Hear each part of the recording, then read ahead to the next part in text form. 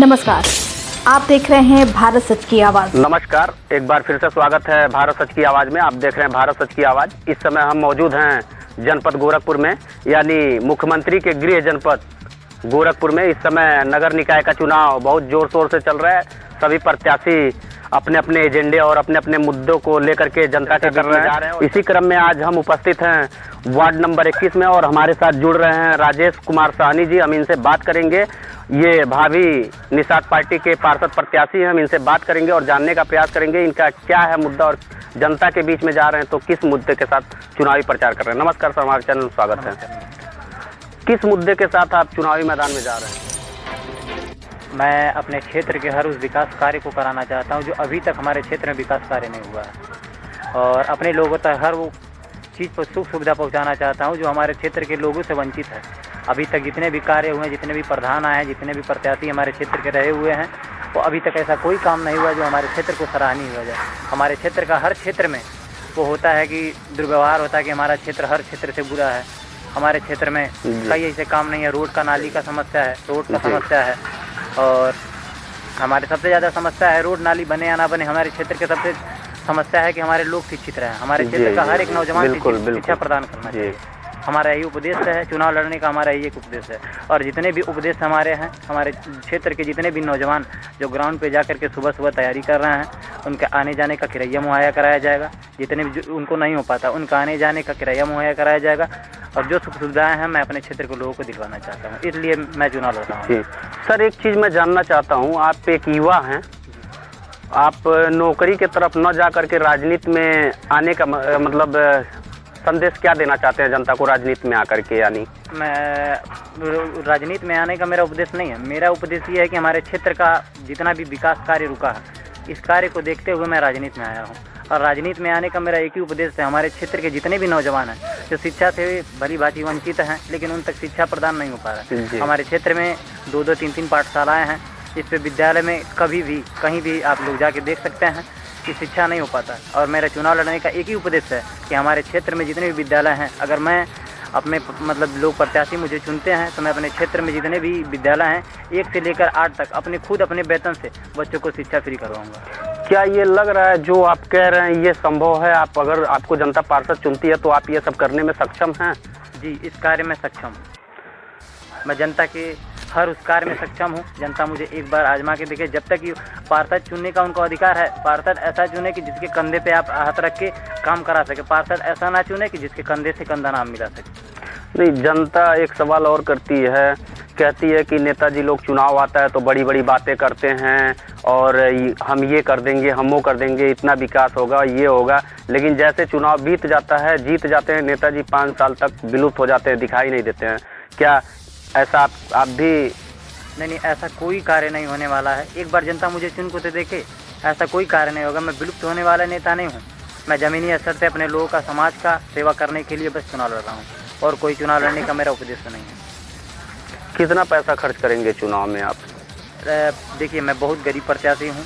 जितना कम से कम हो सकता है उतना ही खर्च करूँगा। मैं लोगों के प्यार पाने के लिए कर रहा हूँ, पैसे से लोगों को लूटने या खरीदने का कार्य नहीं कर रहा हूँ। इसलिए मैं बहुत कम से कम पैसा खर्च करके लोगों का आशीर्वाद लेने का कोशिश कर रहा हूँ। अच्छा, चलिए ठीक है। जीतने के बाद कमाने का इरादा कितना है आपका? जीतने के बाद कमाने का कोई इरादा नहीं है। हमारा इरादा इतना है कि मैं अपने खुद वेतन से जितना भी अभी तक कार्य रुका है, मैं अपने खुद का वेतन से लगा करके अपने क्षेत्र का विकास करूँगा। अभी आपके वार्ड नंबर 21 में कौन सा ऐसा जटिल समस्या है जिसको आप पार्षद बनने के बाद सबसे पहला काम वो अपने वार्ड में करेंगे? अपने हमारे गांव का सबसे बड़ा जटिल हमारे क्षेत्र वार्ड नंबर 21 का जो मोहनपुर है, नाली और रोड का समस्या बहुत ज़बरदस्त है। यहाँ पे जितने भी डेंगू के मरीज हैं, जितने भी ये दवा छिड़काव कराने का कार्य है, इसको कराया जाएगा। नाली और सड़क का निर्माण और शौचालय का कार्य कराया जाएगा। सबसे पहला जटिल समस्या यही है हमारे क्षेत्र का। कहीं ना कहीं देखा गया है पूरे गोरखपुर में जितना भी वार्ड है, जिसमें वार्ड ऐसा है जहाँ जल जमाव का समस्या भारी मात्रा में पाया जाता है, जिसके कारण मच्छर भी पैदा होते हैं और उससे बीमारी भी फैलती है। अगर आपको जनता पार्षद चुनती है तो इस पर क्या आपका कार्य रहेगा? अगर जनता मुझे पार्षद चुनती है तो मैं जनता का जो जनता मुझसे चाहती है, जो इच्छा मुझसे करती है, मैं जनता के हर उस कार्य को करना चाहूँगा। और सबसे बड़ा उपदेश मेरा चुनाव करने का ये है, मुझे नाम चाहिए और जनता को काम। अगर जनता मुझे चुनती है तो मैं जनता के हर उस कार्य में सफल होऊंगा कि जनता जो मुझसे चाहती है वो मैं सारे काम कराऊंगा। और भी इनके सहयोगी हैं, हम उनसे भी बात करेंगे और जानने का प्रयास करेंगे। क्या नाम है? Durgesh Nishad DK, ward number 21 में। वार्ड नंबर 21, ये मेरा छोटा भाई है 85 वोट में। अच्छा, आपके भाई हैं? क्या कहना चाहेंगे आपके अपने भाई के बारे में? मैं इस क्षेत्र के विकास के लिए चुनाव लड़ा रहा हूँ। क्षेत्र में हमारे विकास नहीं है, शिक्षा एकदम समझ खत्म हो गया है क्षेत्र से।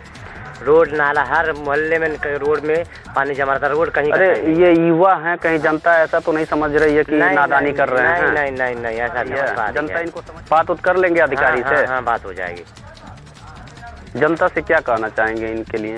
अपने वार्ड नंबर 1 कहना चाहता हूँ कि हमारे छोटे भाई को आप वोट दें ताकि हम मोहनापुर क्षेत्र के विकास के लिए आपका सहयोग दें। आपका क्या नाम है? बुराली नाम है। क्या कहेंगे अपने प्रत्याशी के लिए? ये जो कह रहे हैं वो करेंगे? एक बार अगर जनता चाहेगी तो करेंगे, क्योंकि इनका वादा कभी झूठा नहीं। युवा हैं। हाँ, युवा है। जनता ये भी देखती है कि युवा हैं, हो सकता है नादानी कर रहे हो, नादानी में चुनाव लड़ रहे हो, ऐसा भी तो होता है। नहीं, नादानी में नहीं लड़ रहे हैं, ये अपने होशो हवास में लड़ रहे हैं। ये नहीं है कि जनता चाहती है कि ये अपने नहीं चाहते हैं कि कार्य करा लेंगे, कार्य पूरा करा लेंगे, और जनता को भी वो भरोसा दिए हैं कि पूरा कराएंगे और पूरा करेंगे। जनता है साथ में इनके। चलिए, आपका क्या नाम है? मैं निषाद साहनी। क्या कहना चाहेंगे अपने प्रत्याशी के बारे में? कैसे प्रत्याशी हैं ये? बहुत अच्छे प्रत्याशी हैं, हम लोग भरपूर सपोर्ट कर रहे हैं इनका, और जो भी योजना का लाभ आएगा ये हमारे ग्रामवासियों को मिलेगा। एकदम तन मन धन से काम किया जाएगा, एकदम लगे रहेंगे। तो नेताजी, हमारे चैनल के माध्यम से अपने वार्ड नंबर 21 की जनता से क्या मतलब कहना चाहेंगे, क्या संदेश देना चाहेंगे हमारे चैनल के माध्यम से?